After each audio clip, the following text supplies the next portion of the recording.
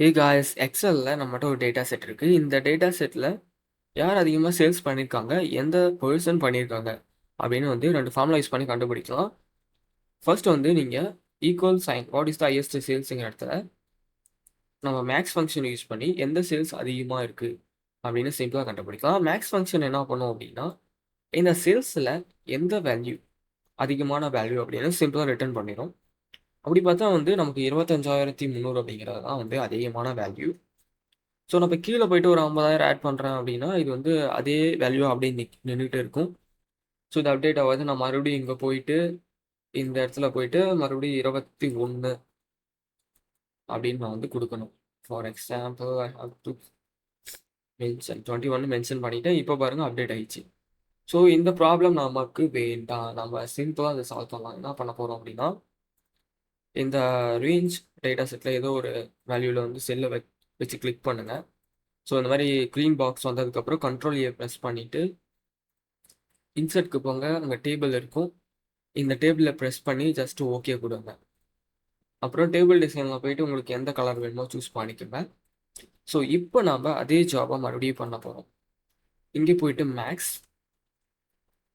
இந்த டைம் என்ன பண்ண போகிறோம்னா ரேஞ்சுக்கு பதிலாக இந்த சேல்ஸ் காலம் அப்படிங்கிற இடத்துக்கு மேலே வந்தீங்கன்னா இந்த ஏரோ வந்து இந்த டவுன்வேர்ட்ஸ் கீழே பார்த்த மாதிரி இருக்கும்போது லெஃப்ட் கிளிக் பண்ணுங்கள் மவுஸில்.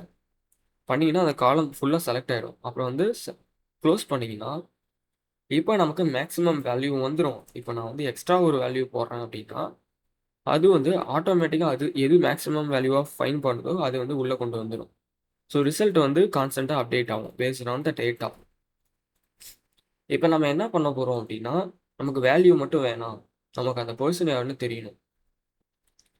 அதுக்கு சிம்பிளாக நம்ம VLOOKUP யூஸ் பண்ணிட்டு இந்த வேல்யூவை கொண்டு வந்து VLOOKUPல போட்டால் லைக் இந்த 25,300 இங்கே இருக்குது.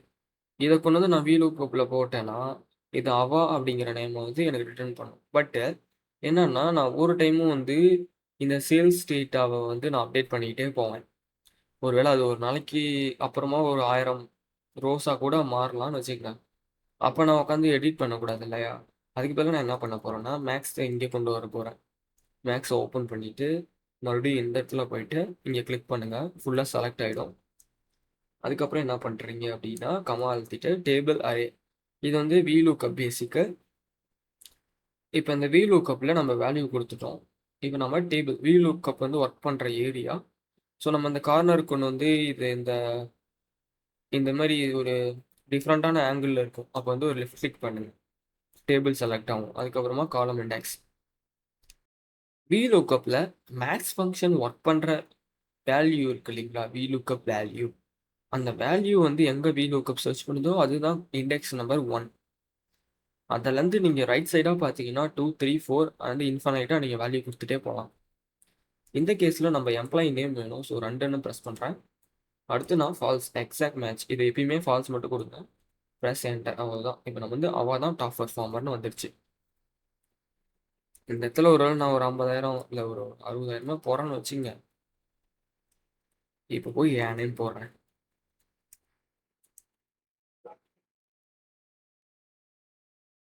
இப்போ பார்த்தீங்கன்னா இந்த டேட்டா செட்டில் நான் தான் வந்து அதிகமாக சேல்ஸ் பண்ணியிருக்கேன். ஸோ இது வந்து கான்ஸ்டண்ட்டாக சேஞ்ச் ஆகிட்டே போகும். நான் அவரோட அகைன் காப்பி பண்ணி இந்த இடத்துல நான் பேஸ்ட் பண்ணுறேன்.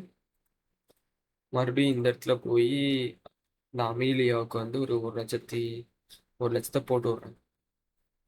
இப்போ பார்த்தீங்கன்னா இந்த அமீலியா தான் வந்து டாப் பர்ஃபார்மர்.